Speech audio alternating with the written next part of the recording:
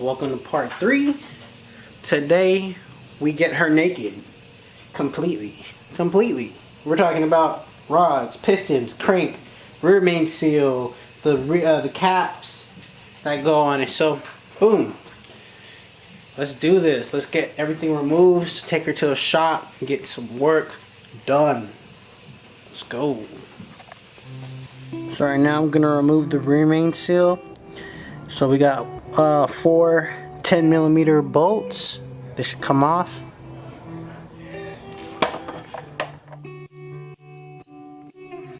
We got 1, 2, 3, 4 bolts that go for the baffling shield.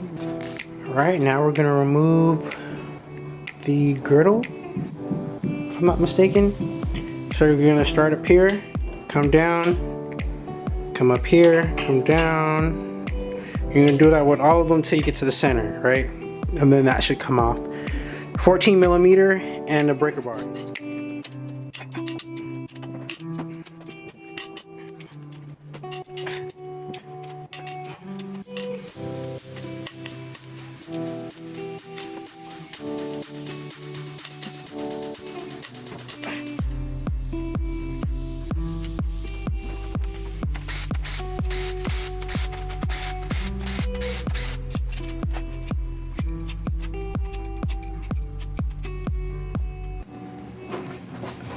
Taking some pry bars, try to see if I can lift it up.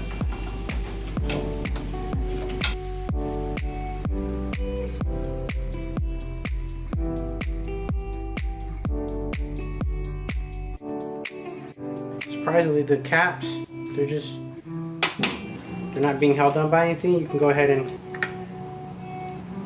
I'm gonna try to keep them as close as I can.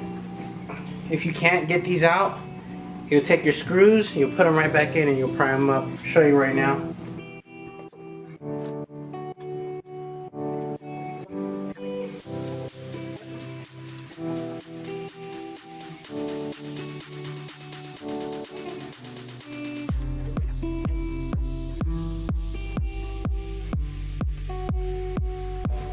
I'm trying to make sure I keep everything together, so I put them back in the orientation. We're going to be removing the bearings. The bearings don't look too bad in here. This first one looks a little bit worn. Of course, we didn't spin any rod, which is good. But we're going to go ahead and be replacing them anyway.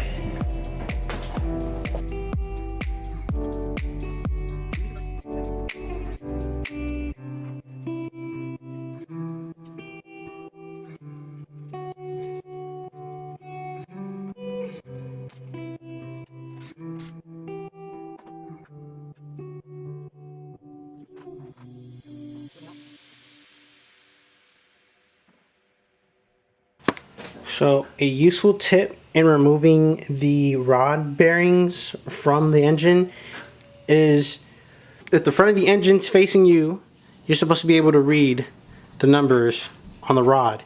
And if you're able to read the numbers that are right side up, they should match with where the piston head is pointing forward to the front of the engine. So that arrow right there, that's not pretty defined, but that little arrow that's in the front, flip it over, you're supposed to be able to read it. Remember this orientation for when you're putting it back. You want to leave it the same way you found it, or else you could be messing up your engine, and nobody wants to mess up a rebuilt engine. So really quickly, I want to show you the best method for removing your piston out of the engine. Alright, once you unscrew your bolts, you're going to take a mallet and you're going to lightly tap the threads. Just lightly tap. Right? Now that the threads are flush with the bottom end of the rod, you can slowly lift it up. See? This one is not that bad. But you're able to read it and the orientation goes this way, right? So if I set this one down, I'm going to put my hand on the bottom of the engine while I'm pushing the rod towards the ground because it's upside down. taking my hands, but make sure you don't score the crank.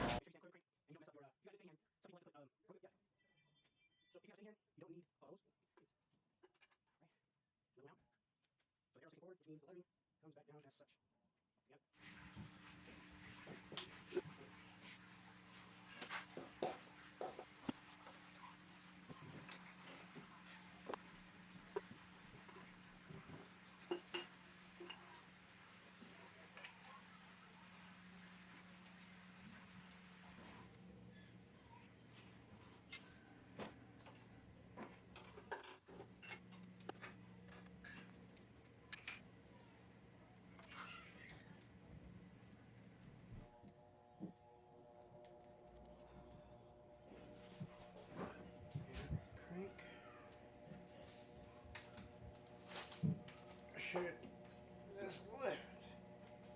And that's how you get the crank out. Boom.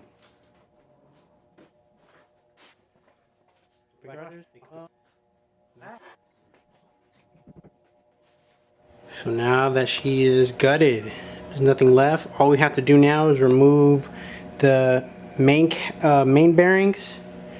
Like the slide lines off like that. Push my finger down and she pops up on the other side.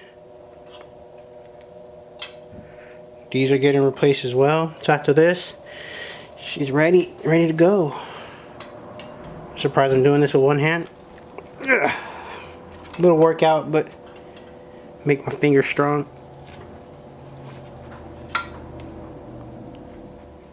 Wow, look at that. No pistons, no rods, no crank. She is ready to go to the machine shop. Yeah, make music with her because she's so hollow. All right. If any of you guys found any of this information useful, beneficial, please go ahead and subscribe and turn your post notifications on. This video is to help you guys out. So I'm trying to give you guys a first-hand and in-depth detail of, you know, how to rebuild your B-Series motor. So if you found any of this useful and you're able to take away something for you to go ahead and help you tackle your engine, please like, comment, subscribe, suggestions, things to go ahead and do. I'm going to make another video to show you guys how to hone out your engine block. That way, you know, when we get her back from the shop, she is ready to be put back together. So thanks for tuning in. Once again, like, comment, subscribe. Let me know what you guys want to see. Let me know how this helped you guys out, or if it's going to help you, you know, make it easier for you to do your build. All right. Thanks for tuning in. Good night.